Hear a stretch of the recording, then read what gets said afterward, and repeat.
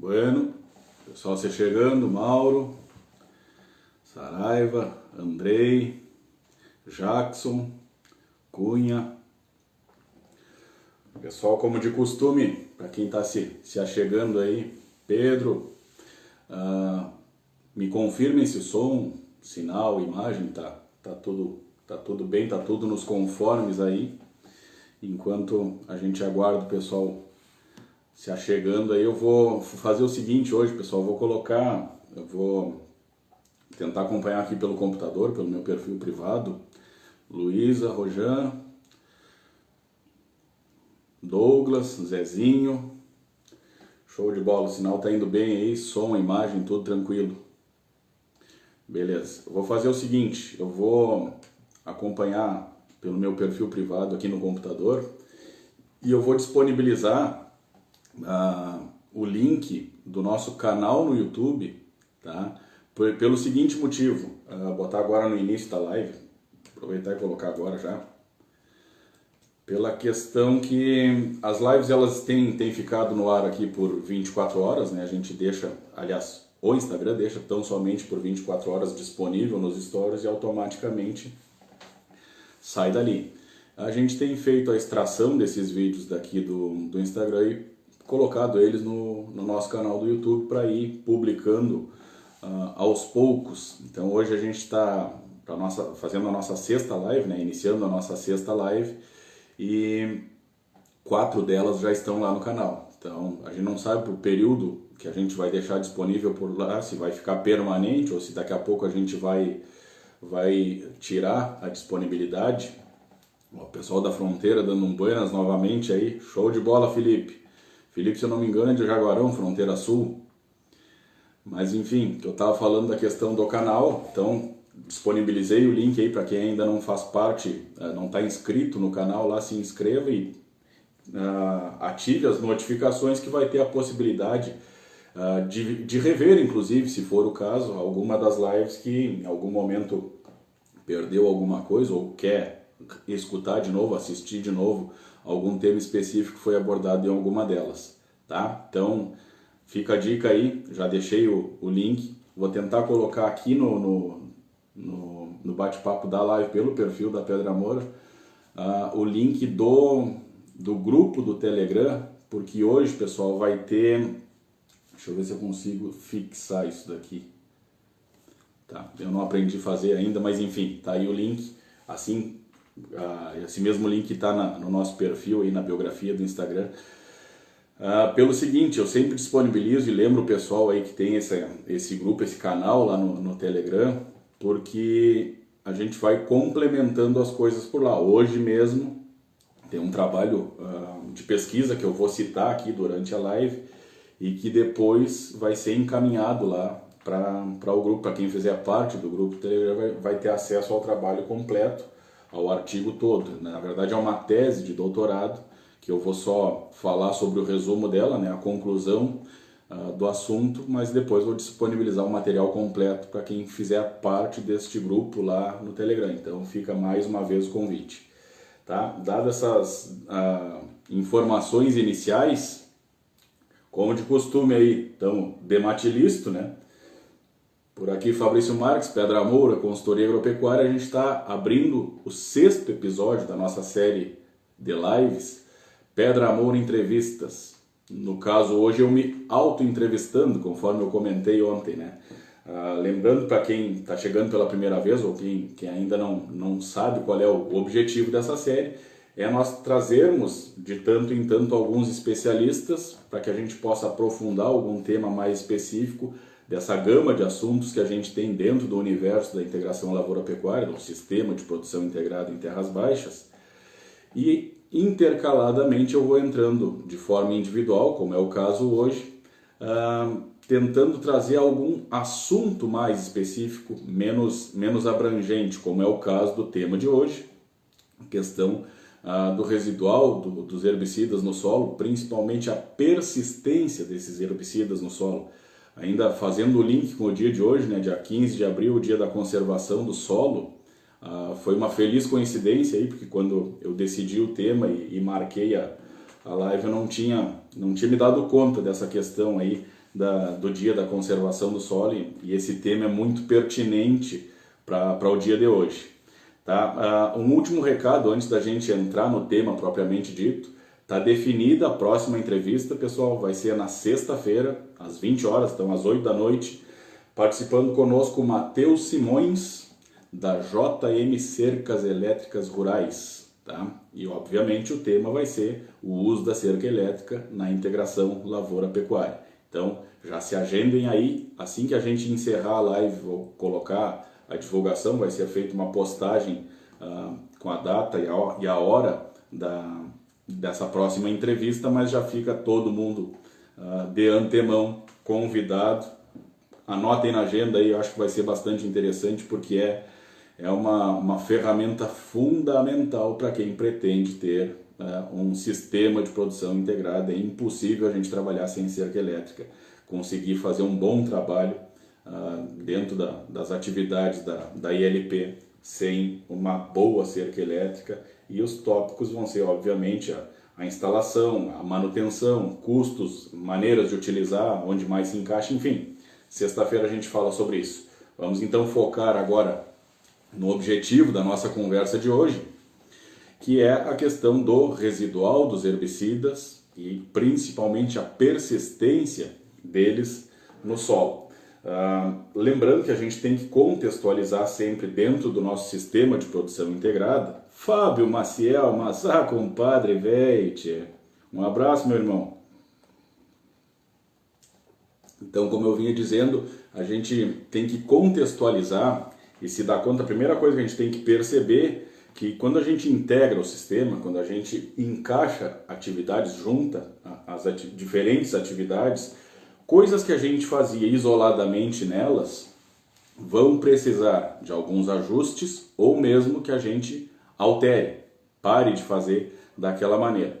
Tá? Como sempre, eu trouxe uma analogia aqui para a gente melhorar a questão da compreensão, ficar um pouco mais didática a compreensão, e eu gostaria de fazer com vocês uma analogia, um comparativo com um carro Total Flex. Tá? Lembrando que o Total Flex é para gasolina e álcool, né? Se a gente colocar diesel num carro Total Flex, vai dar problema.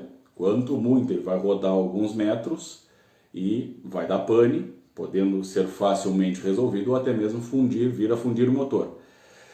Mas, mesmo dentro dos dois combustíveis que fazem parte do Total Flex, a gasolina e o álcool, ainda assim, depende muito da quantidade. Então tem um volume mínimo desse combustível, quando a gente vai trocar de um para o outro, tem um volume mínimo de combustível que tem que ser posto no tanque e uma quilometragem mínima para que o carro rode, justamente para que esse combustível possa circular dentro de todo o sistema, fazer as alterações eletrônicas que geralmente fazem parte de um sistema desses, para que o sistema siga funcionando com a troca deste combustível. O que eu quero dizer com isso? Da mesma maneira, gasolina, álcool, diesel, tudo é combustível, mas o sistema, o motor do carro está adaptado para um deles ou para dois, e mesmo assim com alguns ajustes.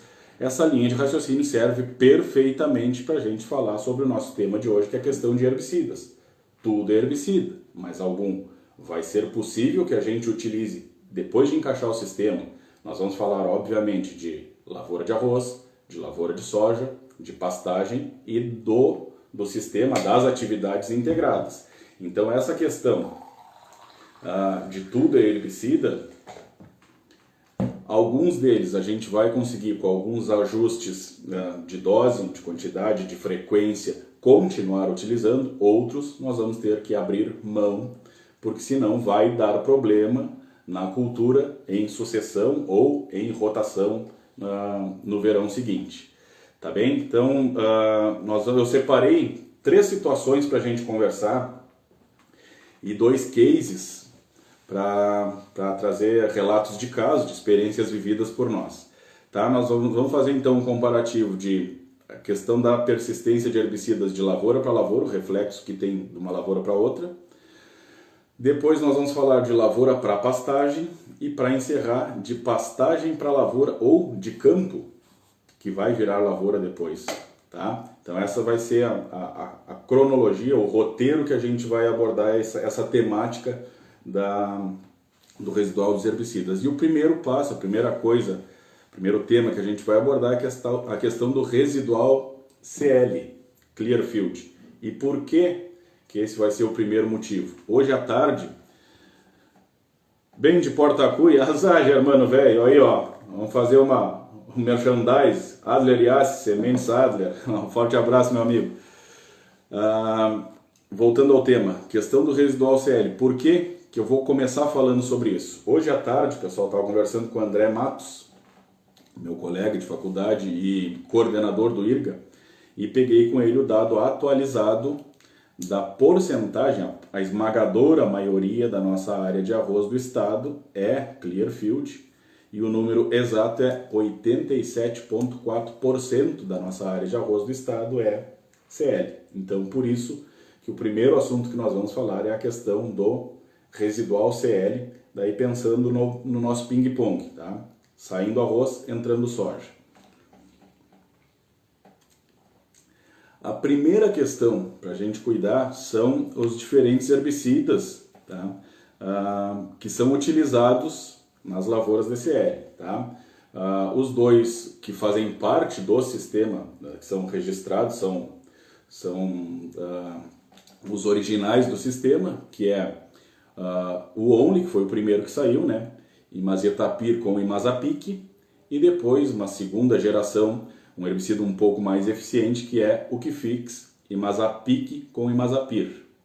Tá? Só que tem também, agora que já é registrado para a cultura do arroz o Imazetapir, e mesmo quando não era, muita gente utilizava, e por isso tem muita questão de resistência, inclusive em áreas de CL, mas enfim, o Imazetapir é utilizado também. Então são três situações que a gente encontra.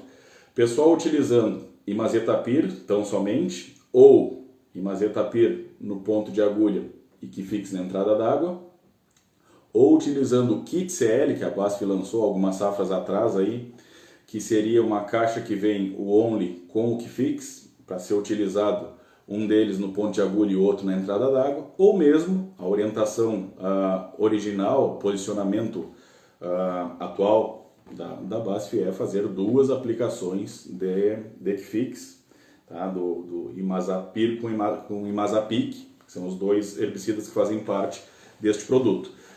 Tá, beleza. Então, primeira questão para a gente entender são os herbicidas utilizados dentro desse sistema.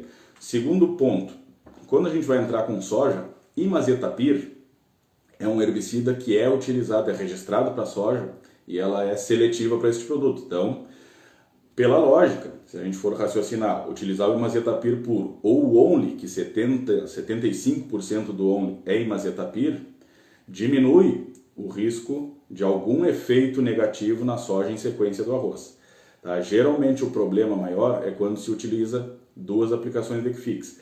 Mas aí tem um grande senão, que é muito relacionado com duas questões fundamentais. Dosagem, geralmente o pessoal passa da dose, tá? Então a recomendação oficial é até 300 gramas por safra, duas aplicações de 150 gramas, uma no ponto de agulha e outra na entrada d'água. Então o primeiro ponto, para causar um efeito na cultura seguinte, é excesso de dose. Então já está fora da recomendação, mas tem bastante gente fazendo. Segundo ponto é a questão da frequência que esse herbicida é utilizado, e a frequência que a lavoura DCL fica em cima da mesma área. Tem casos, eu inclusive já tive casos de colocar soja numa área que havia sido arroz CL por 5 safras consecutivas. Tá? Então isso vai causar um efeito acumulativo, a frequência, a repetição da utilização desse herbicida vai causar um efeito acumulativo. Então são dois pontos já que a gente falou, a questão da dose acima do recomendado e a repetição exaustiva do arroz CL na mesma área antes de passar para a cultura da soja. Se a gente for pegar a recomendação original lá, logo que saiu o sistema Clearfield, a orientação da BASF era que se utilizasse na área por no máximo 2 safras consecutivas de CL e depois fizesse a rotação ainda, naquele caso, pensando ainda só no arroz com arroz, tá? A gente pensando só no sistema sem a rotação, sem o ping-pong ainda. Mas era a orientação original do sistema quando veio, era no máximo 2 safras e depois troca de lavoura. Então eu acabei de citar que eu já utilizei, já coloquei soja numa área que havia sido arroz CL 5 anos consecutivos.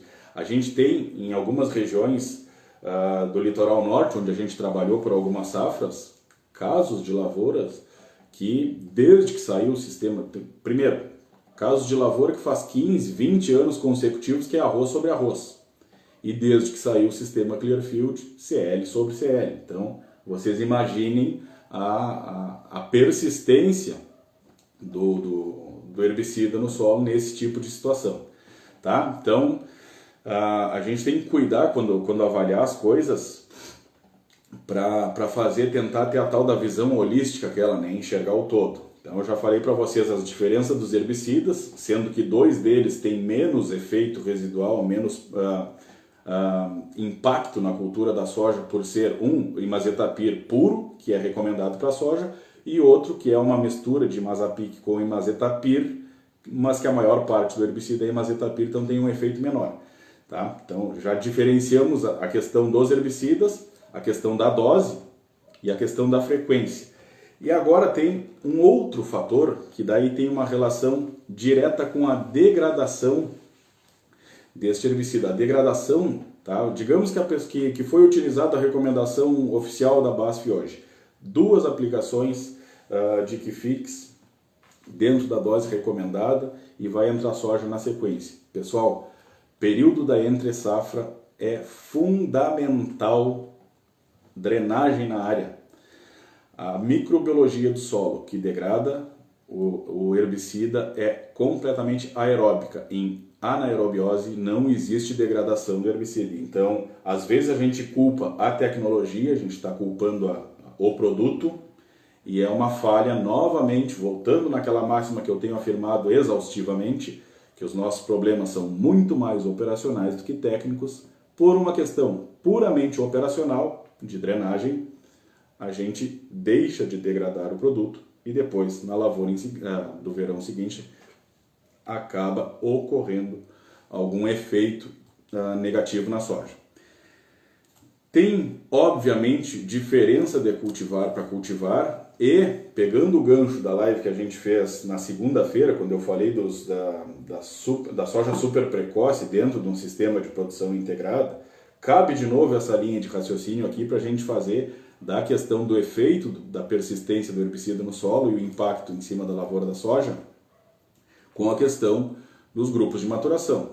Então, pela lógica, quanto maior o grupo de maturação, de médio a longo, maior capacidade de passar por este estresse, se vir a ocorrer,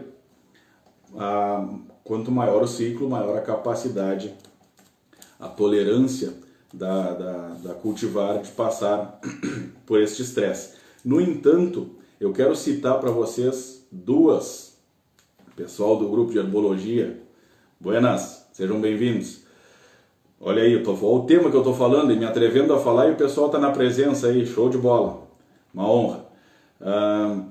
Eu quero me posicionar sobre 2 cultivares especificamente. Aqui vai uma dica muito importante. Para quem me conhece, já atuou comigo, já me acompanhou, me posicionando em relação a cultivares de soja, tem uma delas, que é a minha mimosa, que eu costumo dizer que é a Tech-Irga, que é a única cultivar recomendada para a várzea que foi desenvolvida na várzea. Então, eu sou fã da Tech-Irga, eu acho que é a cultivar com maior capacidade de recuperação de estresse por excesso hídrico. Só que neste caso específico que a gente está falando, se tiver ocorrido um problema de dose acima do recomendado e principalmente de repetição, de frequência de repetição, perdão, de arroz CL em cima da área, não coloquem a Tech-Irga. Ela sente e muito, é uma cultivar que é a minha mimosa. Eu geralmente não abro mão dela, mas a gente tem que ter muito cuidado ao posicionar a Tech em cima de uma área de arroz CL, principalmente se é arroz CL por muito tempo consecutivo e principalmente se foi usado que fica com doses acima do recomendado. Ela vai sentir, a Tech já tem um arranque um pouco mais lento, ela é, que nem o comparativo que eu fiz do Usain Bolt na live anterior, para mim ela é bem esse exemplo aí, ela tem um arranque lento por natureza, ela se estabelece muito devagar, mas quando entra no reprodutivo ela estoura e vem para as cabeças e geralmente não nos deixa na mão.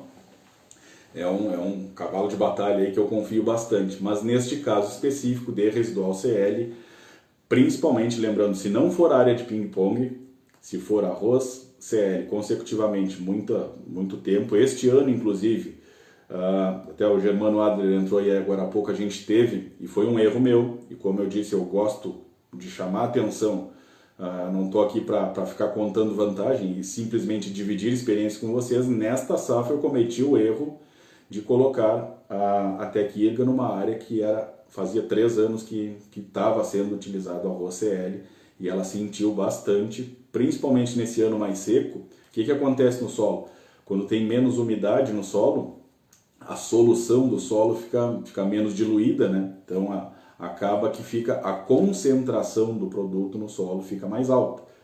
Por ter menos água na solução, dilui menos e acaba que causa um impacto maior. Então, fora o impacto da estiagem, propriamente dito, ainda potencializou pela questão do residual do herbicida no solo.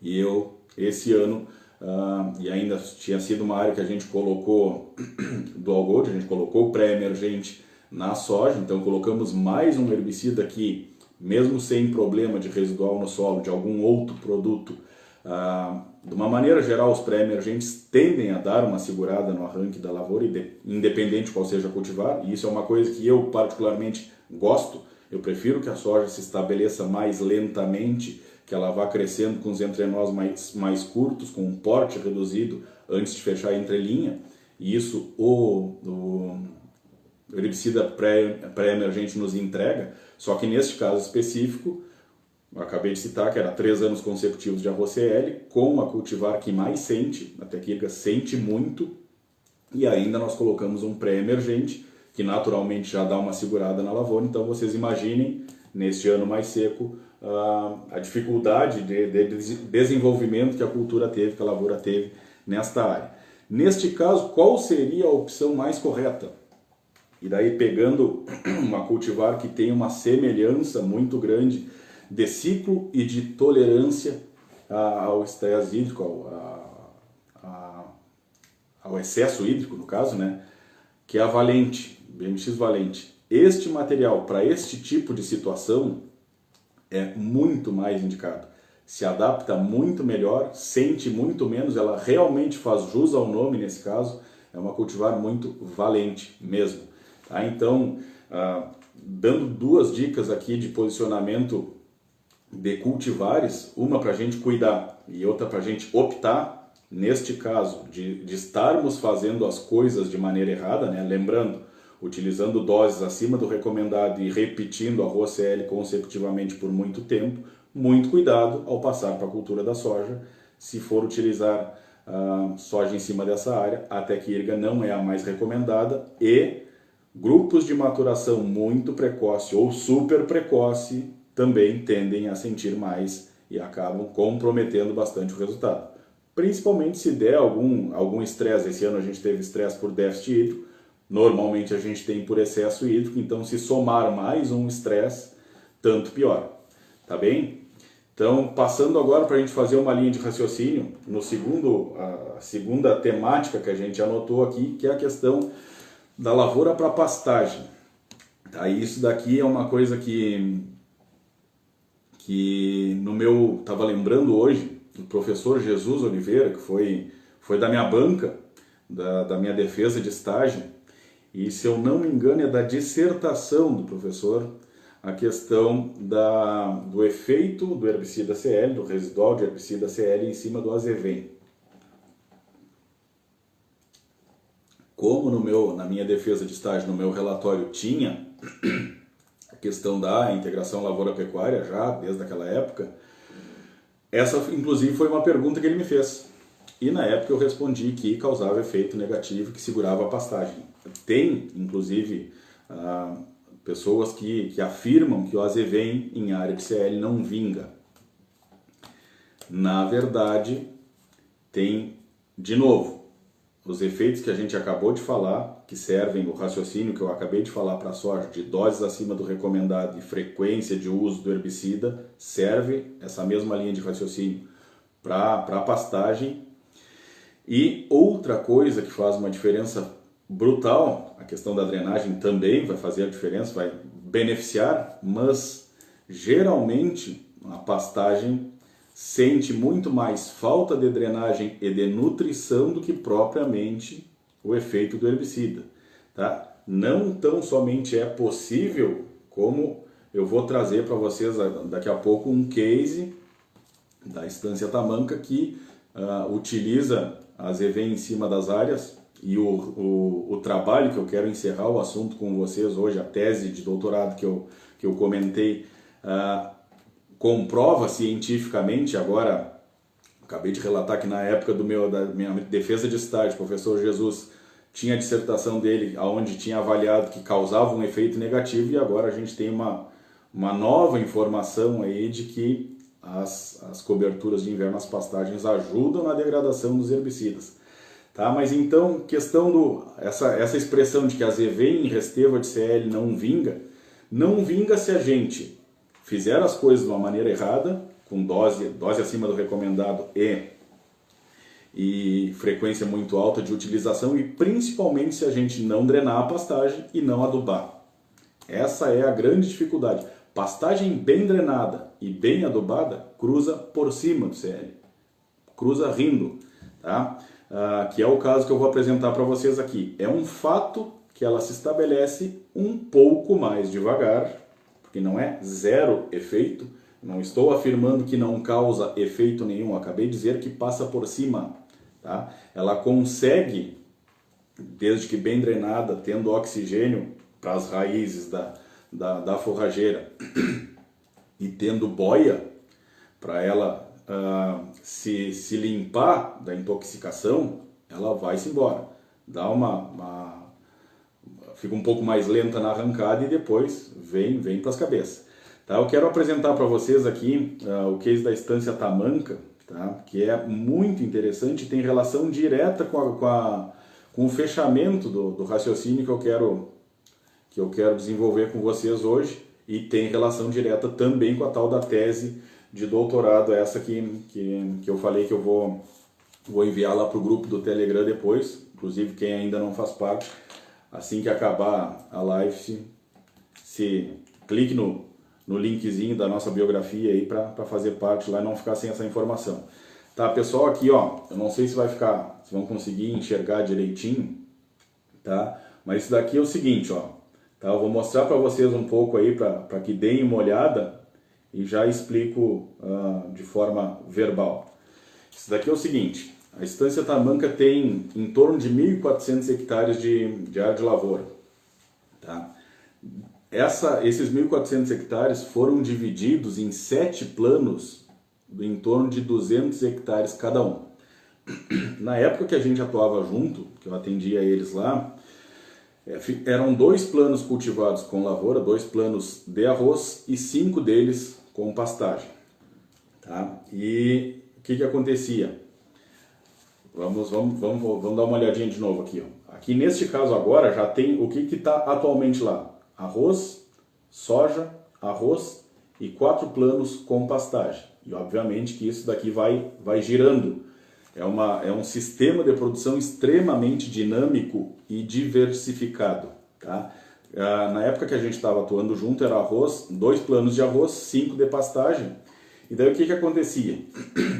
O plano da frente passava para uma área, assumia uma área que estava com pastagem há 5 anos, e o plano de trás, o arroz que estava no plano de trás, vinha para cima da resteva do arroz, tá? Para ficar um pouco mais fácil de compreender. Vamos dizer que esses 2 planos antigamente eram arroz, tá?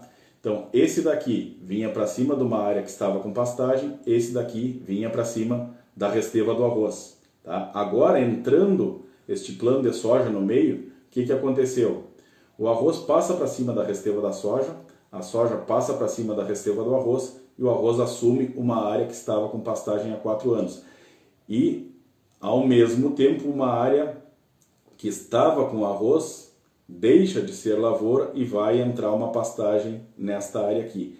Nesta lavoura, então todos os anos, com a função da dinâmica do sistema, todos os anos tem uma área que deixa de ser lavoura, todos os anos, ou melhor, todos os anos tem uma área que deixa de ser pastagem, todos os anos tem uma área que deixa de ser lavoura, mas segue ao longo do tempo o tamanho da lavoura sempre o mesmo, o tamanho das pastagens sempre os mesmos. Então, obviamente que o plano varia aí 10, 15 hectares, 5 hectares a mais, a menos para um lado para o outro, mas em torno, por questões didáticas, vamos arredondar tudo para 200 hectares. Então, nós temos sempre 600 hectares de lavoura, sendo 400 de arroz e 200 de soja, e o restante da área, os outros 800 hectares, de pastagem. Como é que é feita essa questão das pastagens lá? Sempre que sai o arroz, tá? Lembrando, então, o arroz da frente vai para cima de uma área de preparo de verão, e aqui cabe uma outra informação, eu já falei isso várias vezes, mas é sempre bom lembrar. Esse tipo de situação do preparo de verão, quando a área de arroz vai para cima de uma área que estava com pastagem há 4 anos, a gente tem uma ótima oportunidade de economizar no preparo, tá?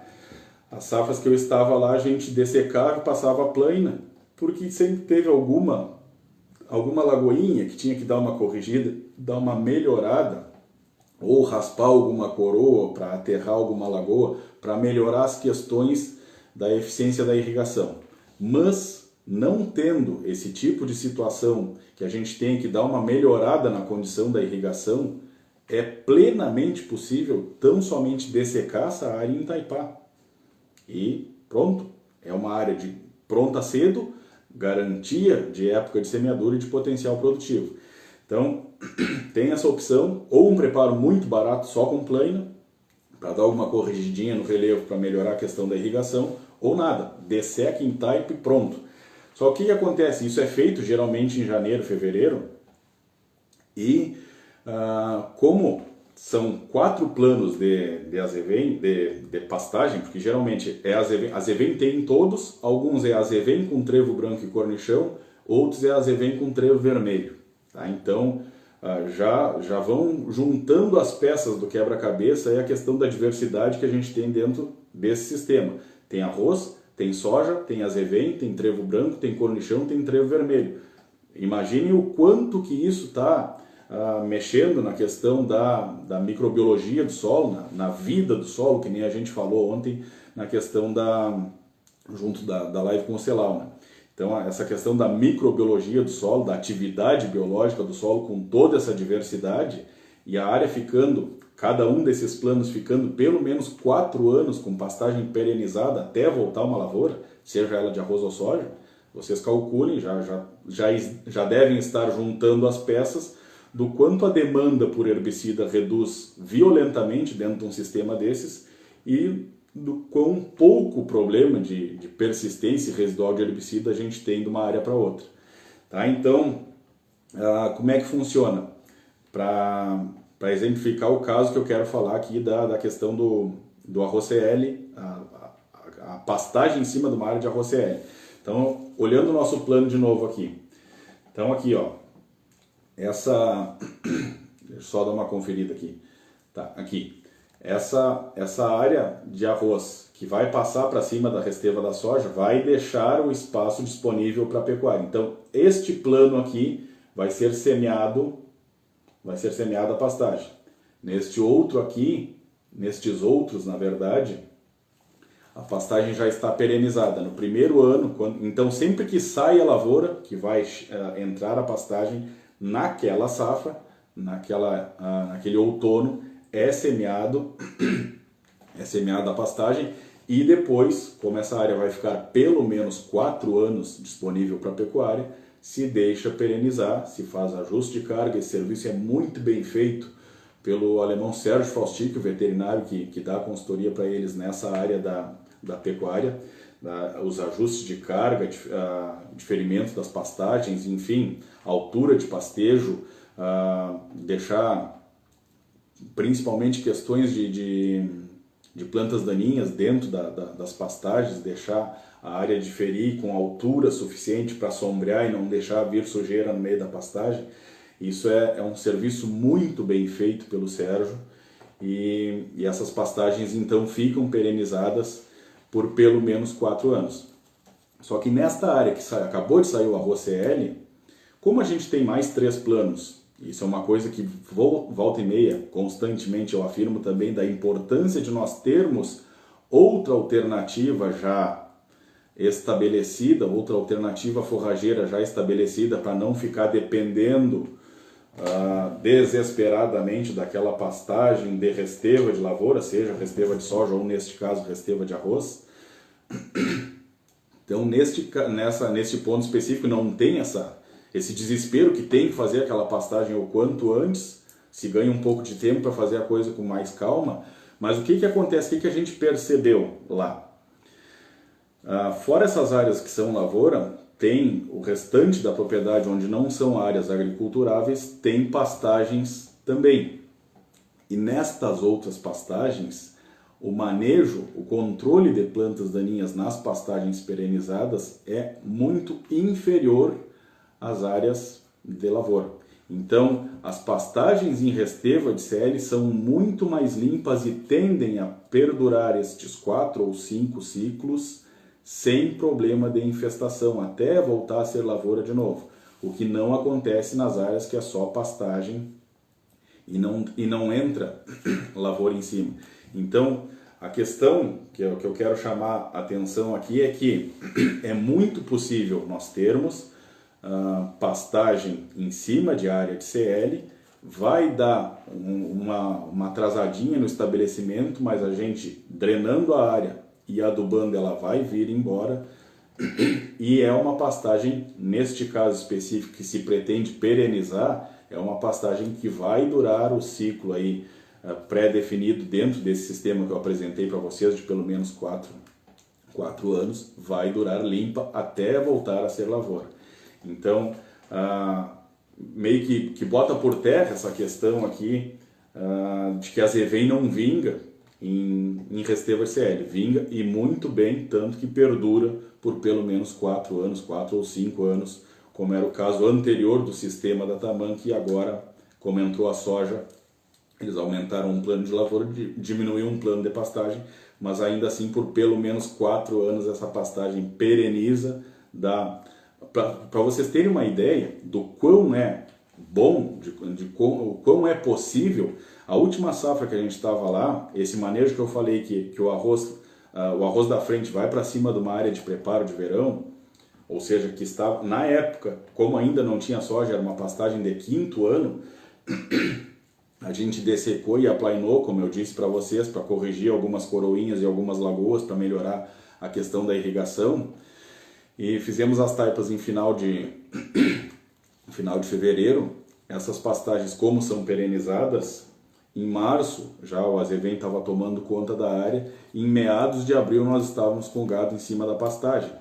E para vocês terem uma ideia, essa área foi colocado sulfato de amônio, inclusive, porque tinha um pouco de deficiência de enxofre, já para dar uma melhorada para a lavoura que vinha na sequência.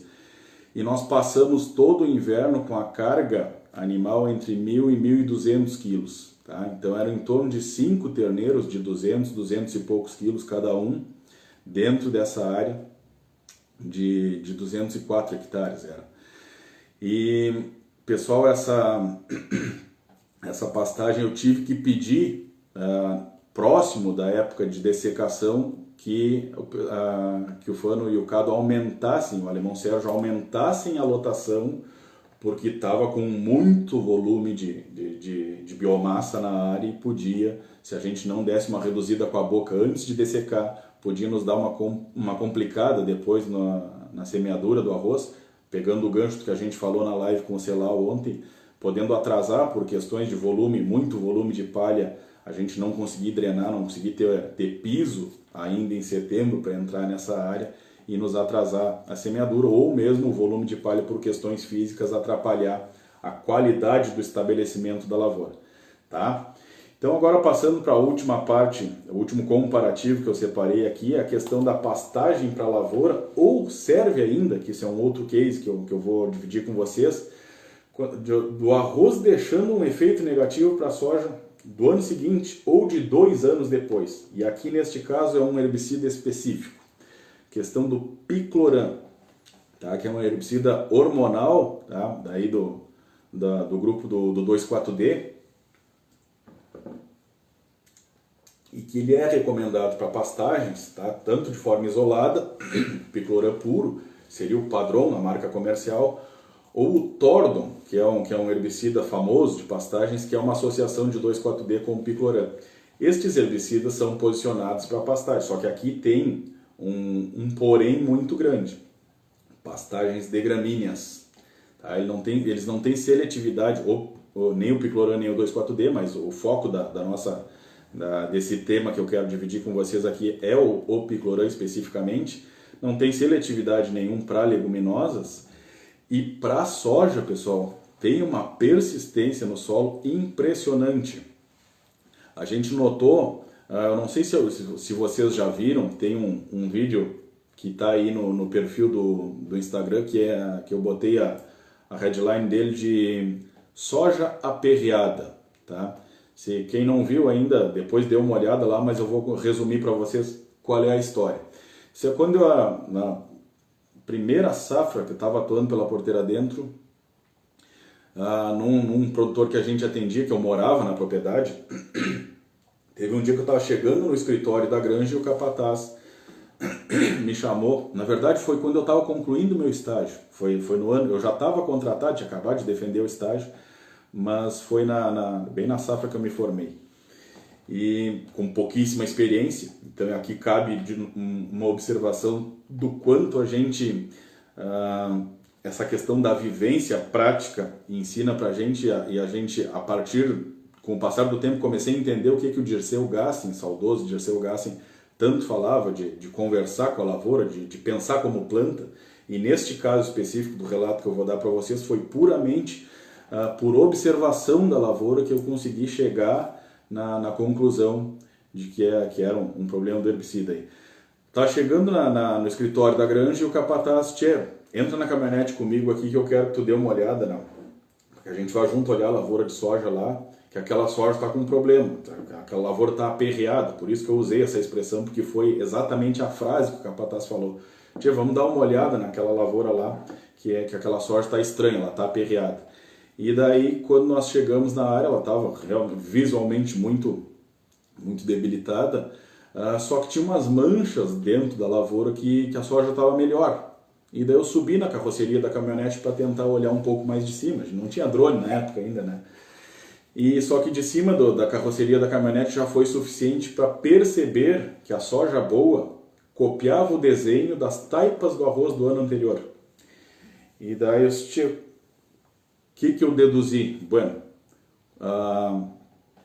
como está desenhando as taipas, essa área das taipas, quando se aplainou para fazer, quando se fez o preparo para a soja, se aplainou, se removeu a taipa, né, a terra, aquele camalhão de terra que é a taipa, e deixou uma mancha de solo sem residual de herbicida. Então a taipa em si, normalmente já acontece de quando chove, os produtos que foram utilizados no arroz escorrem das taipas para o leiveiro, né, ou um pouco para dentro do quadro, e neste caso foi removida a taipa, então menos ainda tinha efeito de persistência residual de herbicida naquelas partes do solo. Então redesenhou, dei uma olhada no vídeo que tem 2 fotos que mostram bem direitinho essa questão das taipas, redesenhou as taipas. Daí eu disse,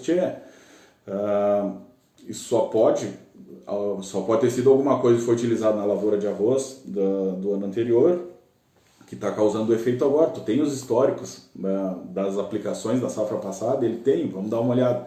Daí nesta área específica, porque todo o resto, toda a propriedade tinha arroz CL, toda a soja estava em cima de área de arroz CL. Só que exclusivamente nesta lavoura e em outra, em 2 lavouras, que em uma outra eu já tinha visto um sintoma de encarquilhamento nas folhas e por pura falta de experiência tinha ido procurar na bibliografia lá por comparativo de fotos, e o que eu mais tinha achado semelhante na época era a deficiência de boro, causava aquele sintoma de encarquilhamento na borda das folhas, e eu estava achando que era isso na outra lavoura que eu tinha visto antes do capataz me levar nessa. E daí quando a gente foi olhar o histórico das áreas, tinha sido usado o bendito do picloram no arroz para escape de angiquinho, ou de corriola, que os aguadores da nossa região que falam corriola chamam a esquinomene de corriola. Mas enfim, tinha sido usado picloram nesta área, e na outra, que eu achava que tinha deficiência de boro, a mesma coisa. E no decorrer desta safra, tinha no estoque da propriedade alguns restos de padrão, de picloram, e eu tinha coordenado uma aplicação num quarteirão de 52 hectares, que eu combinei com o avião de nós fazer a primeira carga de 25 hectares. O avião, a gente colocou o produto na cauda, o avião veio aplicando, porque era um canto da lavoura, tinha muito mais pressão de escape de angiquinho. Então, neste canto a gente mapeou, o avião veio aplicando até fechar os 25 primeiros hectares, e depois ele fez o segundo voo e completou só com o herbicida CL. E na safra seguinte ficou completamente desenhada. A gente teve certeza do efeito do picloram na soja, mas era brutal a diferença. Nesta área desses 50 e poucos hectares que eu disse que eu tinha mapeado, na safra seguinte, daí já com essa informação, só que como eu já tinha aplicado não dava mais tempo, só restava fazer uma observação na lavoura do ano seguinte, e aonde acabava a aplicação do bendito picloram, a soja dava um pulo, mais um pulo, era mais do que o dobro do porte. E obviamente que a questão da produtividade depois completamente diferente, né? Desenvolvimento de raiz era tudo, com a soja completamente comprometida.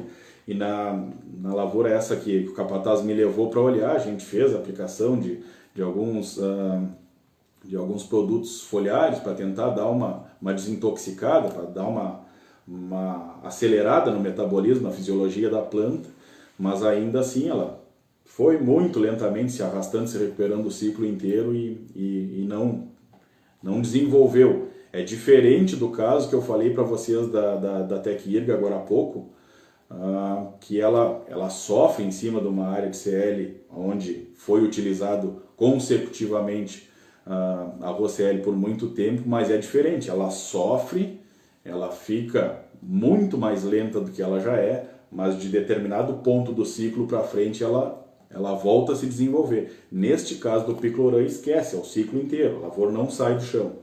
Tá, e o que eu queria falar? Acabei falando que era pastagem versus lavoura e estou falando de lavoura para lavoura. Por quê? Porque este caso, deste herbicida especificamente, ele é registrado para pastagem. Tá? Se usar ele no arroz é até errado, né? Então estou contando para vocês aqui uma coisa errada que a gente tinha feito. Então essa questão do picloram acontece às vezes do pessoal que tem campo, que é um campo nativo, que está há muitos anos com muita folha larga, buva, gravatá, enfim, algumas folhas largas de difícil controle, Maria Mole, Senesce, de uma maneira geral. Pessoal, é uma alternativa muito boa para a gente fazer o manejo dessas folhas largas, só que, lembrando, as leguminosas nativas vão para o espaço, né? Os pega-pega da vida vai liquidar. E se nesta área for entrar uma lavoura de soja nos próximos 3 anos, esquece esse herbicida, não usa. Não dá para colocar picloram se vai entrar soja na mesma área até 3 anos depois. Tá?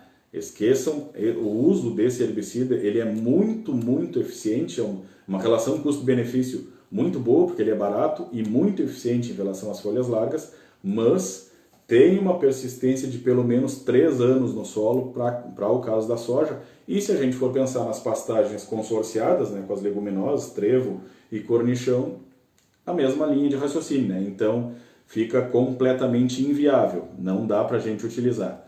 Tá?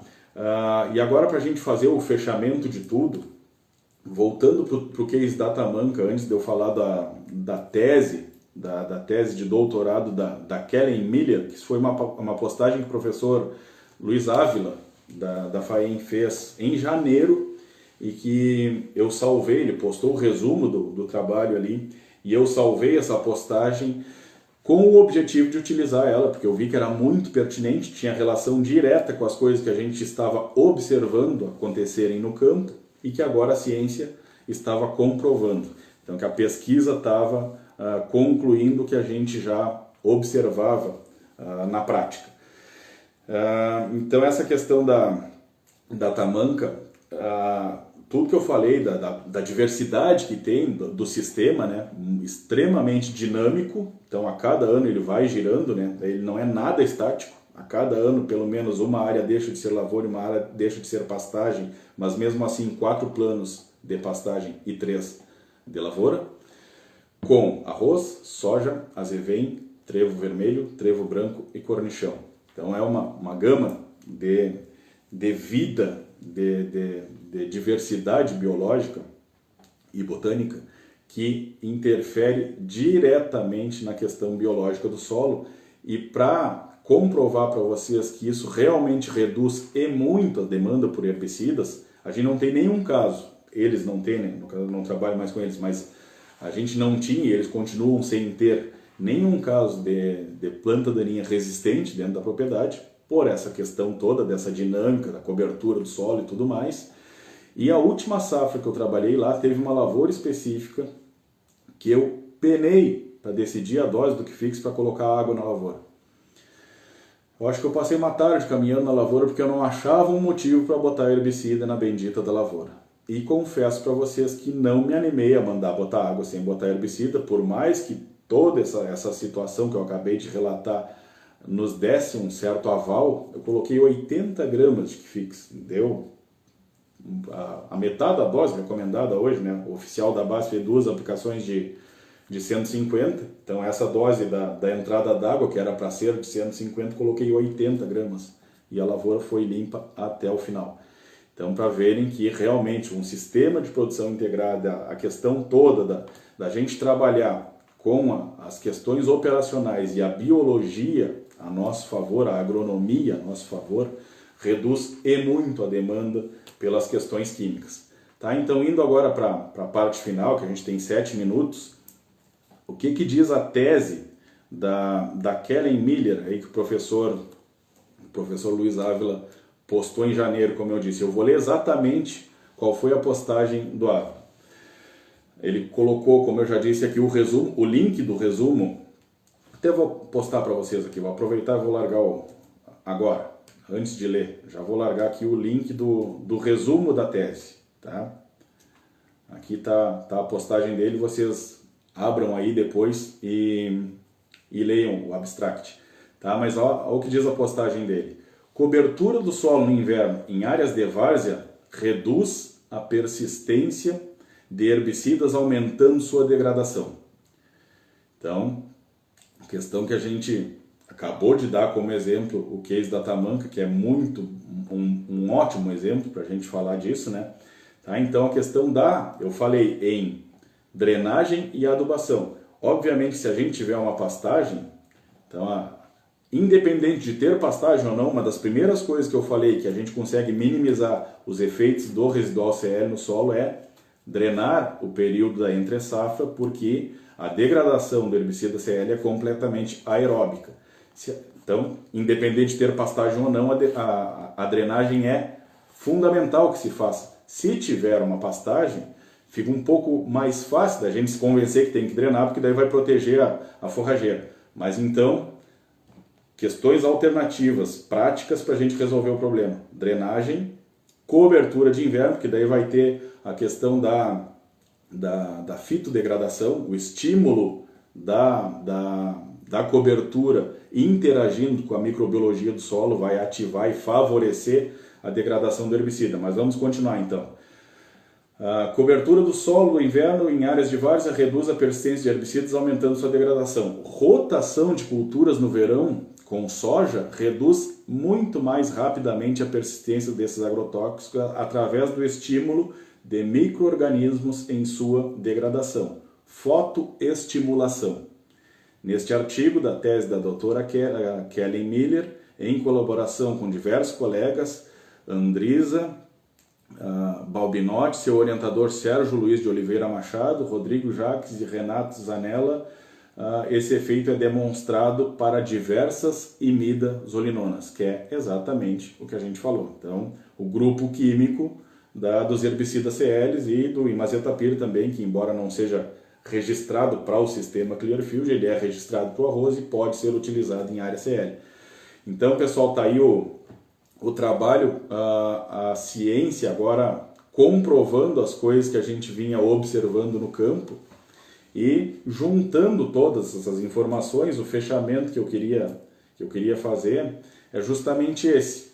Como sempre, puxando a nossa linha de raciocínio para um sistema de produção integrado, quanto mais integração, quanto mais biodiversidade a gente tiver dentro da nossa área, menos dependente a gente vai ficar dos químicos, menos risco de causar resistência, mais eficiente o uso deles. Eu acabei de citar para vocês que chegou o caso de eu usar 80 gramas de Equifix numa lavoura de arroz e a lavoura ficar limpa até a colheita.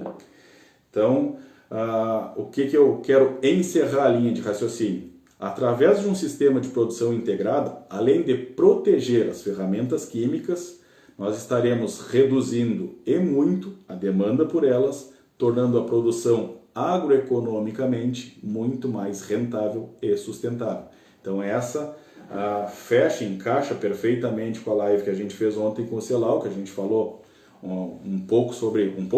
bastante, né? Passamos de 2 horas de live ontem, inclusive a internet nos deu uma certa boicotada, a gente teve que voltar a live durante 2 vezes, ficou em 3 pedaços, mas acho que foi muito proveitoso. Essa live ainda não está disponível lá no canal do YouTube, lembrando, quem ainda não está inscrito lá, se inscreva, porque aqui nos stories a gente já está encerrando, faltam 3 minutos para acabar o nosso tempo. Aqui nos stories as lives vão ficar por no máximo 24 horas, porque o próprio Instagram tira ela do ar, e lá no canal do YouTube a gente vai liberando e vai deixar por tempo indeterminado. Eu confesso para vocês, eu não sei se vou deixar permanentemente disponível lá, mas com certeza vai ficar um bom tempo para quem perdeu algum pedaço daqui ou quiser rever toda a live, ela está disponível lá. E, para concluir, mais uma vez, além de agradecer a presença de todo mundo, várias pessoas têm repetido aí a assistência, o que nos deixa bastante motivados a continuar fazendo isso. Mais uma vez lembrando que o complemento dessas lives, ou seja, essa tese completa, que eu acabei de passar para vocês aí o link do resumo, a gente já solicitou para os autores que nos enviem por e-mail e vai ser disponibilizado no nosso grupo do Telegram. Quem fizer parte do grupo vai ter acesso a essa informação completa. Tá bem, pessoal? Então assim, eu vou... depois de encerrar a live aqui, fazer a postagem da nossa próxima entrevista, que vai ser na sexta-feira, lembrando que eu já avisei que o Matheus Simões vai fazer parte da nossa próxima live compartilhada, falando sobre o uso das cercas elétricas dentro da integração lavoura-pecuária. Tá? E eu novamente vou deixar uma caixa de textos após o encerramento da live de hoje, para que vocês vão nos fazendo perguntas, vão deixando dúvidas, inclusive sugestões de outros temas, por que não? Dúvidas, sugestões, críticas. Eu não tenho a mínima pretensão de ser o dono da verdade, eu estou aqui para dividir com vocês os conhecimentos que a gente adquiriu ao longo do tempo, e muito mais do que a teoria, as questões práticas que a gente vivenciou, e por isso que eu afirmo e reafirmo vários erros que eu cometi. Não tenho vaidade nenhuma, muito pelo contrário, o objetivo é abrir a caixa preta para vocês. Tá? Então vou deixar de novo uma caixa de texto lá, quem quiser colaborar conosco com os próximos temas, dar dicas, sugestões, críticas, enfim, fiquem à vontade. Meu mais profundo e sincero agradecimento a cada um de vocês e vamos em frente. Muito provavelmente a próxima live vai ser de perguntas e respostas. Se eu conseguir entrar no ar antes de sexta-feira, vai ser de perguntas e respostas. Se não, o nosso próximo encontro é sexta-feira, às 20 horas, com a participação do Matheus Simões, da JM Cercas Elétricas Rurais. Meu forte abraço a todos e até a próxima. Temos 7 segundos para a live encerrar. Como sempre, demate listo. Até logo.